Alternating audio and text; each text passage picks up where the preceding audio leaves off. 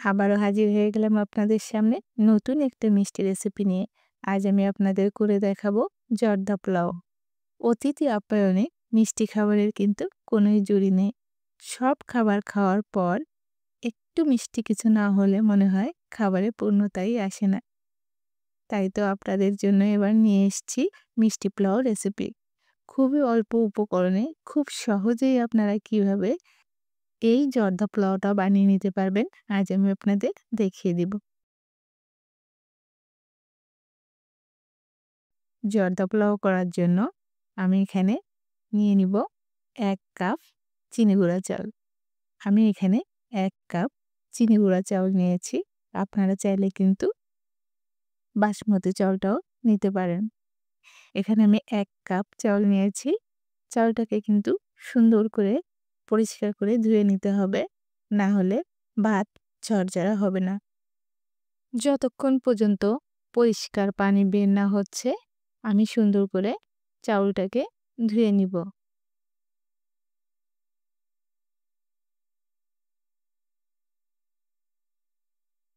আমি কয়েকবার চাউলটাকে ধুয়ে নিব।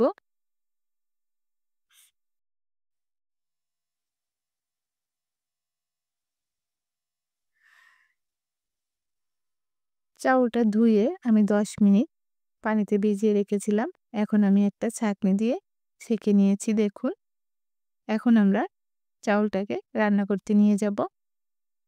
কড়াইতে আমি এখানে দিয়ে দিচ্ছি ৪ কাপ পানি।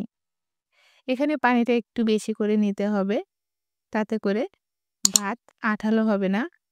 কারণ ভাতের মাড় আঠালো হয়ে গেলে ভাতটাও কিন্তু ঝরঝরা হবে না। এজন্য পানিটা একটু বেশি করে নিয়েছি। ঢাকনা দিয়ে ঢেকে দেব খুব তাড়াতাড়ি পানিটা গরম হওয়ার জন্য। দেখুন পানিতে কিন্তু বলক চলে এসছে। এখানে আমি একটু লবণ দিয়ে দেব আর দিয়ে দিব ১ চা চামচ অরেঞ্জ ফুড কালার। আপনারা চাইলে কিন্তু জর্দা পাউডারটাও দিতে পারেন। এখন আমি পানি ঝরানো চাউলগুলো একটু একটু করে সবগুলো চাউল এখানে দিয়ে দিব। গরম পানির ভিতর চাউল দিলে কিন্তু অনেক সময় দলা বেঁধে যায়। এজন্য আমি দিয়েই নাড়াচাড়া করে নিব। দেখুন আমাদের ভাতে কিন্তু বলক চলে এসছে। ৫-৭ মিনিট জাল করে আমি ভাতটাকে রান্না করে নিব। আমি আপনাদের একটু দেখিয়ে দিচ্ছি। এভাবে একটু জোরে চাপ দিলে কিন্তু আমাদের ভাতটা গলে যাচ্ছে। আমাদের চাউলটা কিন্তু এই পর্যায়ে পারফেক্ট রান্না হয়ে গেছে। এখন আমি নামিয়ে নিব।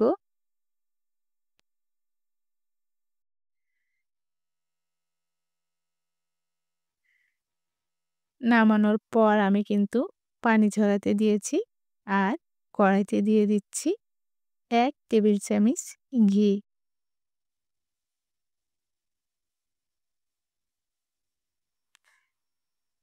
ঘিটা গলা পর্যন্ত অপেক্ষা করব। এখানে আমি দিয়ে দিচ্ছি কিছু কাঠবাদাম আর কিছু কাজু বাদাম। দিয়ে দিচ্ছি কিশমিশ, বাদাম, কিশমিশ আমি সুন্দর করে ভাজি করে নিব। জর্দায় কিন্তু লংটা দেওয়া খুবই জরুরি। আমি এখানে দিয়ে দিচ্ছি কয়েকটা লং আর ৩ টা এলাচ। এখন আমি দিয়ে দিচ্ছি ১ কাপ চিনি।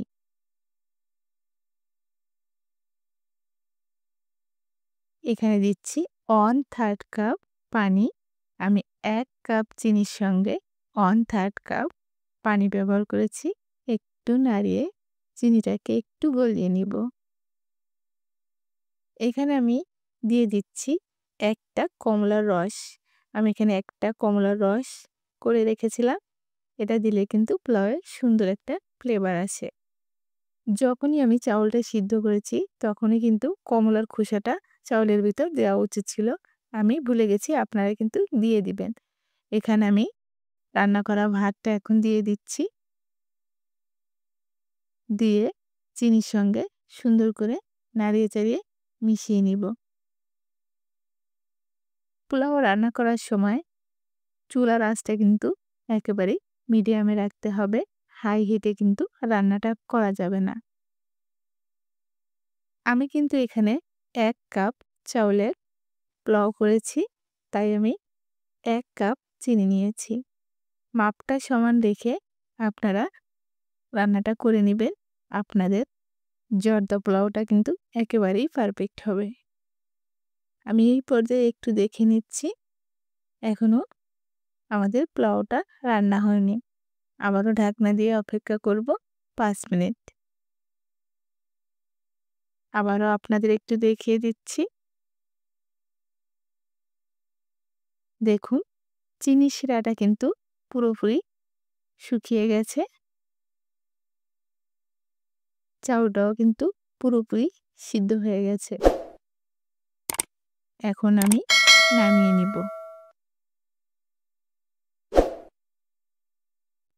এটা ঠান্ডা হলে কিন্তু আরো বেশি ঝরঝরা হয়ে যাবে।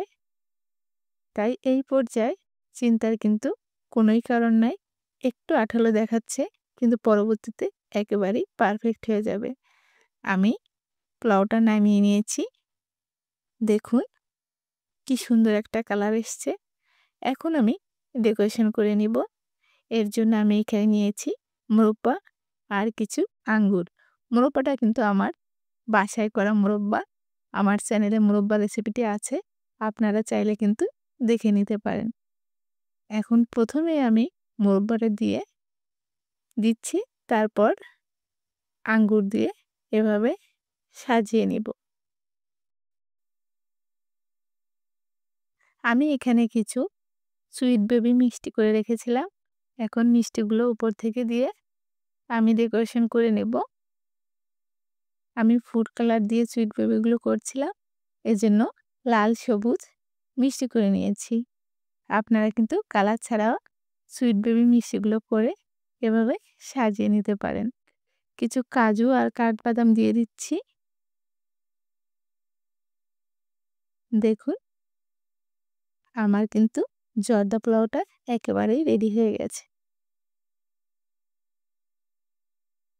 চেষ্টা করছি সহজভাবে অল্প উপকরণে জর্দা পোলাও আপনাদের সঙ্গে শেয়ার করার জন্য। আপনাদের কেমন লাগলো অবশ্যই জানাবেন। দেখুন পোলাওটা কত ঝরঝরা হয়েছে। এই পর্যায়ে কিন্তু জর্দা পোলাওটা গরম আছে, ঠান্ডা হয়ে গেলে কিন্তু আরো বেশি ঝরঝরা হয়ে যাবে।